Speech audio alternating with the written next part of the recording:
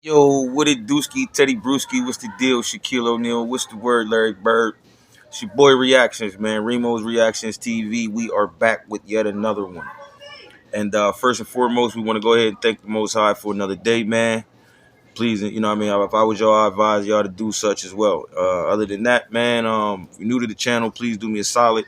Get down and hit that, that subscribe, man. I looked at my analytics and like people that watch my videos only like 4 or 5% subscribed out of 100 of my subscribers. So please hit that subscribe.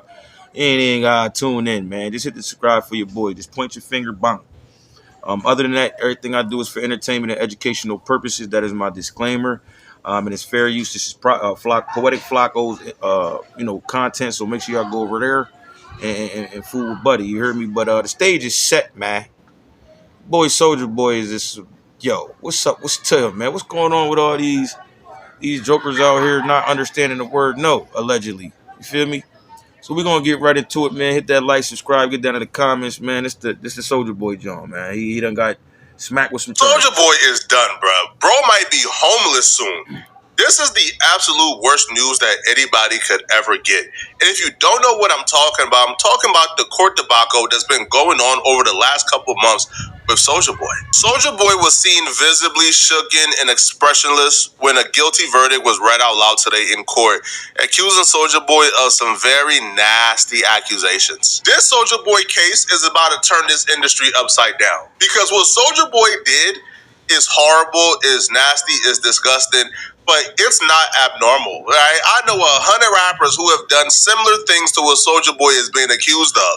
On or about December 2018, Plaintiff began working for Soulja Boy. Plaintiff was to act as Soulja Boy's personal assistant.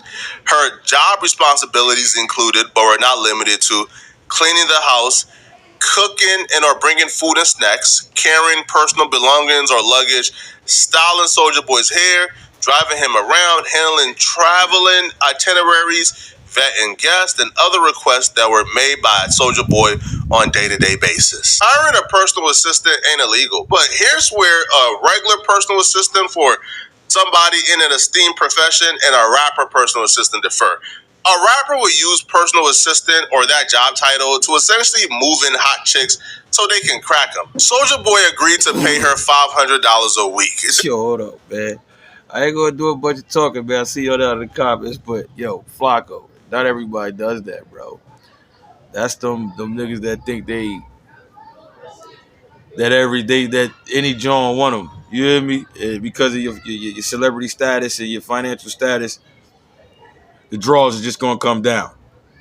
It doesn't work like that. Yeah, relax. Let's go.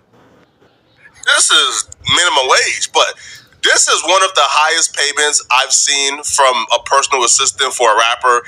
She would even admit that she got paid $200 a week from somebody else, and the other person ain't pay her nothing at all, just room and board. So $500 a week for regular people with regular jobs is minimum wage, but for a personal assistant who gets to live in a multi-million-dollar mansion, that is like premium pay. Now, here's where the predatory line gets drawn between how these rappers interact with personal assistants and what a regular duty of a personal assistant should be. So these rappers, okay, would move in or move these chicks in, right? So the chicks would move into their home. So she moved into Soulja Boy's residence located in Malibu, California, and Belle Canyon, California. Now, this chick will claim that she was working 7 days a week, 20 hours a day. Most of the time, these things aren't even treated like real jobs. There's no W-2s, 1099s. This is cash under the table. And that's if they're lucky. A lot of these dudes will move these chicks in, have them cook for them, wash their drawers, roll their blunts, and essentially try to clap their cheeks, right? And clapping their cheeks is essentially like the consistent duties that they care about the most. They don't care about you washing their clothes or cooking for them, bro, right? Bro, they can get a girlfriend for that, bro. They want to just clap your cheeks. That's it. So this chick and Soulja Boy was no different because as soon as she moved in and started working for Soulja Boy, almost immediately, Soulja Boy began to send her pictures of his junk, trying to seduce the chick. Now, shortly after plaintiff and employment relationship, a romantic relationship also developed. And this how they get you. This how they get you. She was saying, yo, the relationship was consensual. He didn't grate me, or at least initially he didn't grate me. This was consensual.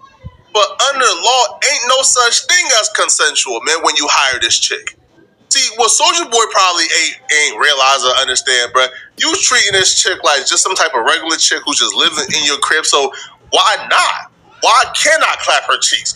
I'm paying for her to live here. But she's your employee. You are employing her. You can't just start sending her unsolicited pictures to try to seduce her. And then once the seduction works, you start sleeping with her. That's not how this works, bruh. And under law, she could leave at any point, file a lawsuit, bruh, and break your pockets. Or workplace harassment, workplace sexual SA, bro, it could be anything. As soon as Soulja Boy began to clap her cheeks and sleep with her, he started to forget that she was an employee, right? He stopped paying her regularly, and apparently he began to violate her, right? Acting violently towards her. Now, See, that's where the lines get crossed, because now she's not financially getting paid. She's probably still doing all the duties that require, is the job requirements.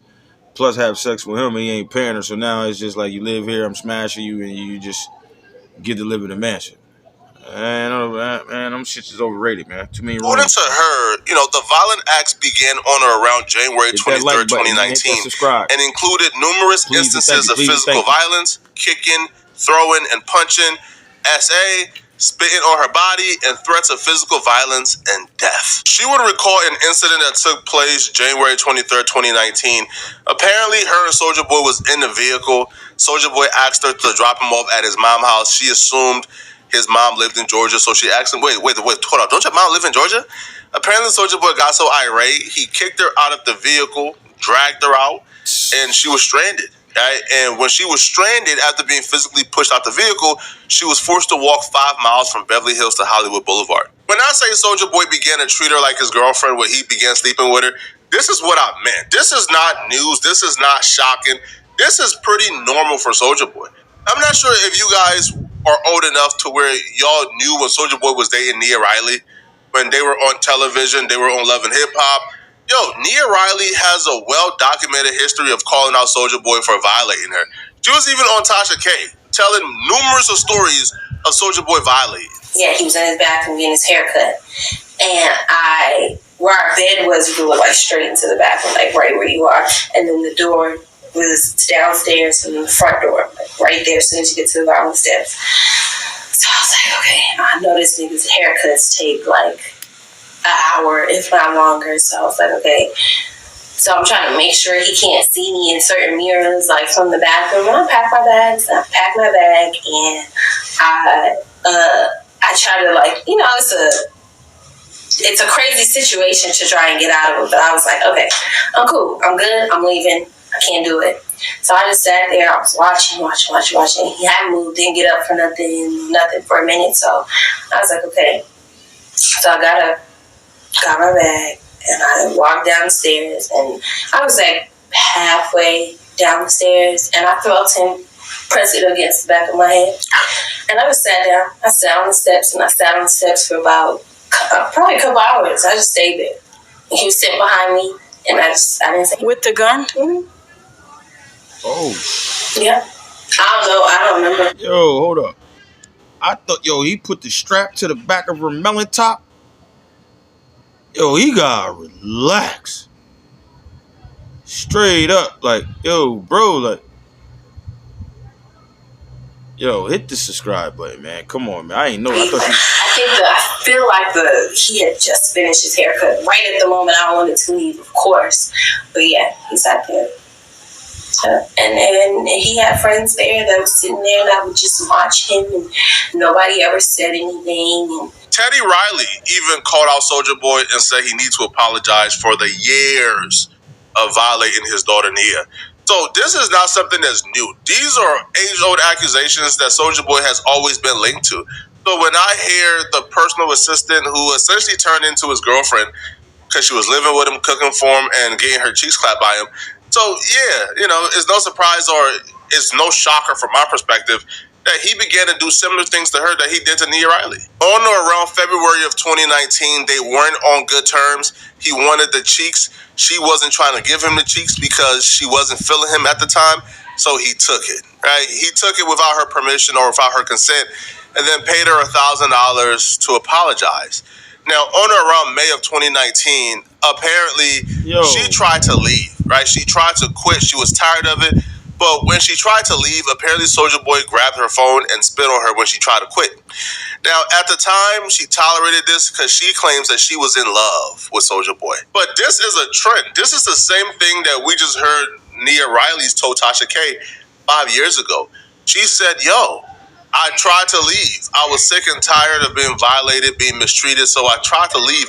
And when I tried to leave, he put a gun to the back of my head. So, again, how I would, like decide on who's guilty or who's not, or how I decide whether or not somebody is credible, I look at the trends, bro. If you got a trend of doing these things, bro, I'm going to take the person's word who's claiming you did it to them. Because it's not a trend, it's a pattern, bro. A trend is something that people follow, and you know what I mean? Like, I think you're using the wrong word right there, Flacco. But it's a pattern of the abuse. It's not once, he's showing it more than on multiple occasions, in other words, man. But yeah, this is crazy, man. I'm not gonna listen to the whole thing. We get the gist of it, y'all. I mean, Soulja Boy, you gotta tighten up, dog. If no means no. Regardless of how high you are, how drunk you are, how fine the chick is, what do you think she's living there, whatever. It's you don't do that, man. You don't force yourself and do that, bro. That's the R word, allegedly. You heard me? So yeah, man. It just seems like every day, it just something gets these rappers, man. Either they dying or they getting cased up or shit. Like, diabolical, man. But Remo's Reactions TV, you gotta relax. You already know that's the Slinogan, the real Remo, not that motherfucker over there at no jumper. He trying to steal my swag, but it ain't gonna work. You know what I mean? But it is what it is, man. We love y'all, man. Peace. We'll see you next time. We dropping these shits back to back. Hey, Soulja Boy, you gotta relax, family. You hear me? Poetic Flacco, man. This your content. Appreciate you, beloved. We out of here, man. Reactions.